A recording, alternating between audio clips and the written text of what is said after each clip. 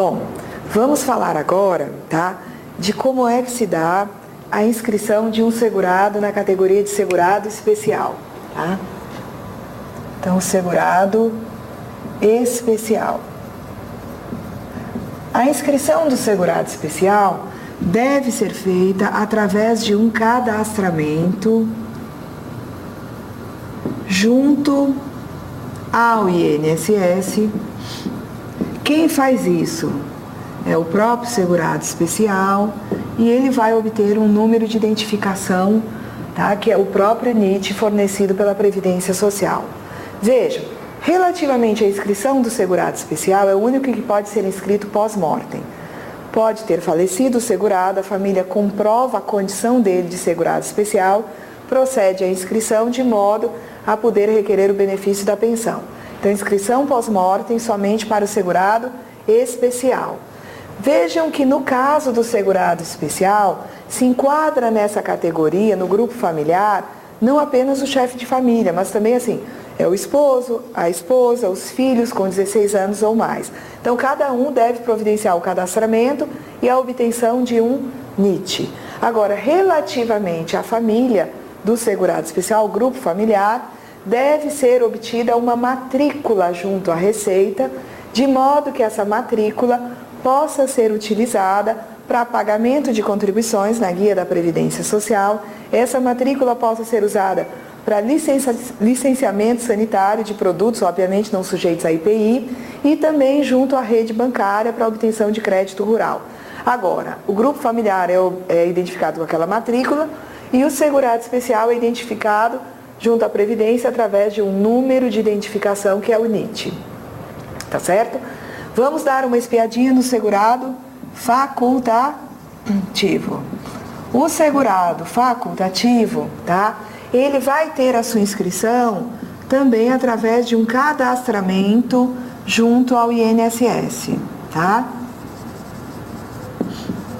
Quem faz a inscrição é o próprio facultativo e ele também vai obter um NIT, um número de identificação, tá? Tendo em vista uma série numérica utilizada pela própria Previdência.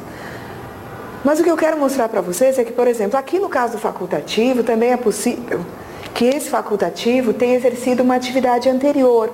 Ele pode já ter sido um empregado ou ter sido um contribuinte individual e já ter um NIT, um número de identificação, tendo em vista essa condição anterior.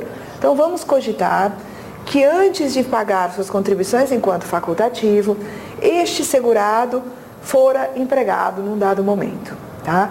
Ele era empregado, portanto, ele tinha como NIT o número do PIS, tá?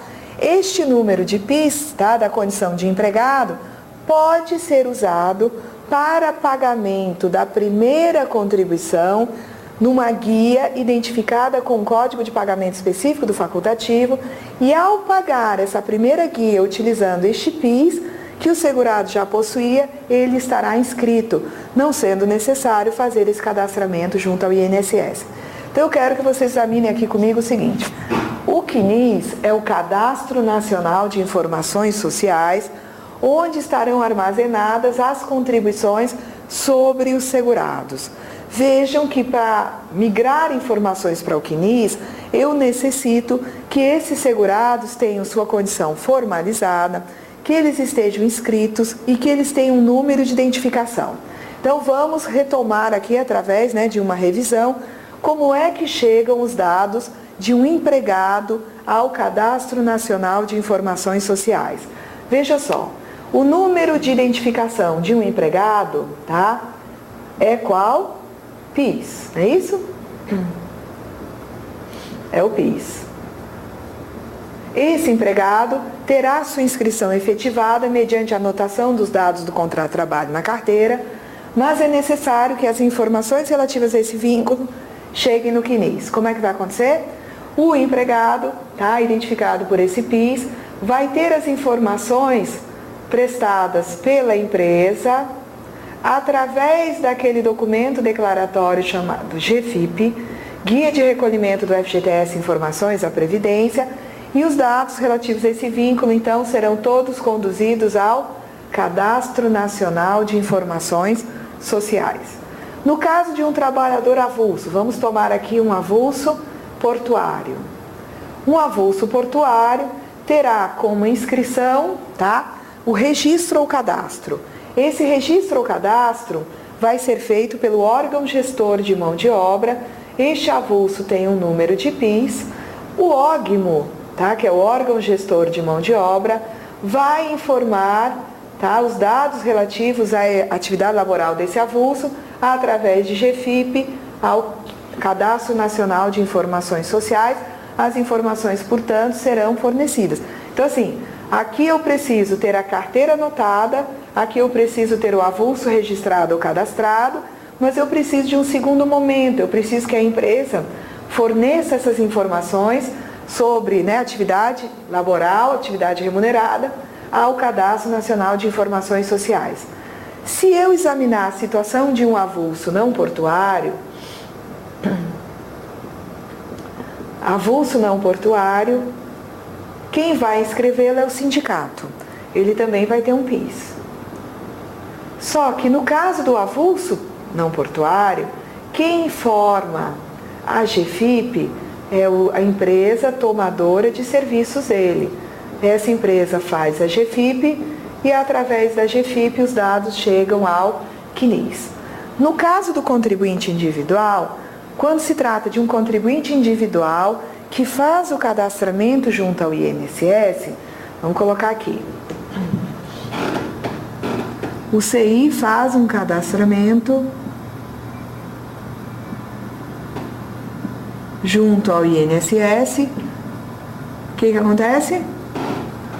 Os dados dele vão migrar para o CNIS. Os dados constantes nesse cadastramento inicial. E o CNIS passa a ser alimentado através dos pagamentos, tá? Gente, eu estou com uma briga danada com essa palavra cadastramento. Cadastramento, vamos lá. Então ele se cadastra junto ao INSS, os dados vão, né? Os dados iniciais, quanto à atividade dele, né? Vão para o CNIS e a partir daí ele passa a efetuar pagamentos mensais de contribuições através da guia da Previdência Social, identificada com o código de pagamento de contribuinte individual, e esses pagamentos mensais vão todos para o CNIS. Agora, isso aqui vamos pensar num CI por conta própria. Agora, se for um CI que presta serviços à empresa, eu espero que ele já tenha feito um cadastramento. Se ele já fez um cadastramento, ele tem já um número, né, de identificação, tá? Como teria esse daqui, esse tem um cadastramento, obteve um NIT, esse aí se cadastrou junto ao INSS, obteve um NIT, e nesse NIT estarão as informações a respeito desse trabalhador no Cadastro Nacional de Informações Sociais. Agora, eu sei que presta serviço à empresa, na medida em que a empresa ou ele próprio se inscreva, eu vou ter um cadastramento junto ao INSS.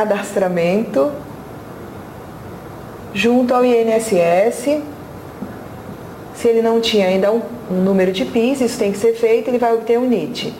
Mas eu vou precisar, tá, que a empresa informe este trabalhador, tá, com estes dados, este CI aqui que presta serviço à empresa, com este NIT, vai ser informado mensalmente através da GFIP. A empresa tomadora informa a GFIP e os dados dele também vão para o CNIS. Então, o que eu estou tentando fazer aqui, um apanhado geral, é para mostrar para vocês o seguinte, que a inscrição é, para o empregado, anotação da carteira, para o avulso, cadastro ou registro, para o individual, cadastramento junto ao INSS, tá? Ou a utilização de um número de inscrição já existente para pagamento da primeira guia com o código característico de contribuinte individual.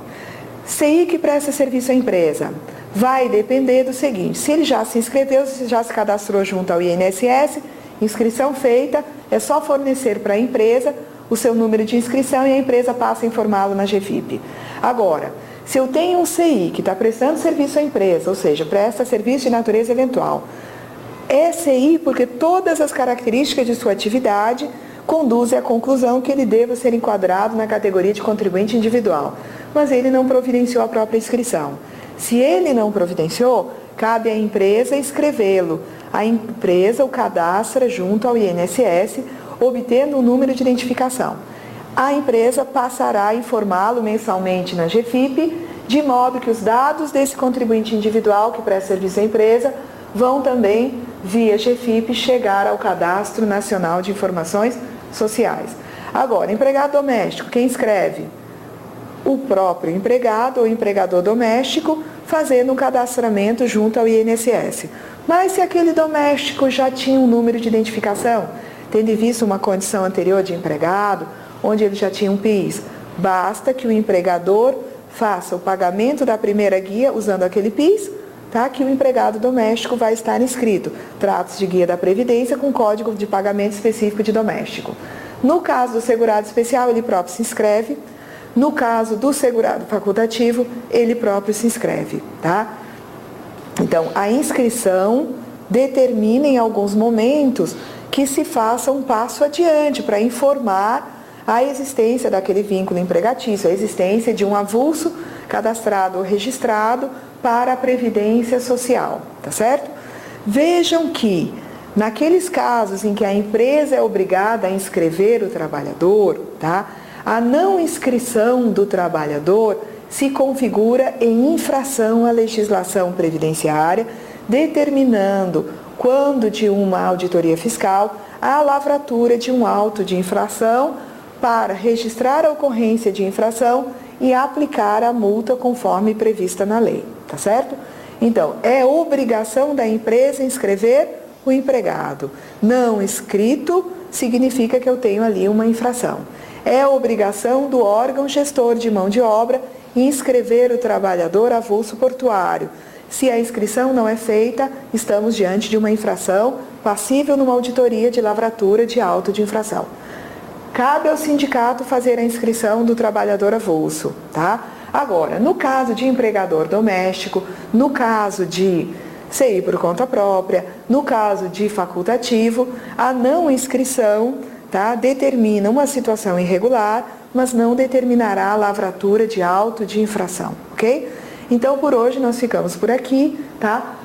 Espero ter dado para vocês uma visualização de como é que, na prática, a Previdência passa a saber da existência de seus segurados, de como é feita a formalização do vínculo anteriormente existente, uma vez que esse vínculo é a filiação, mas ela necessita que se faça a inscrição para que as informações sobre o segurado cheguem à Previdência Social. Então, até a próxima aula, gente.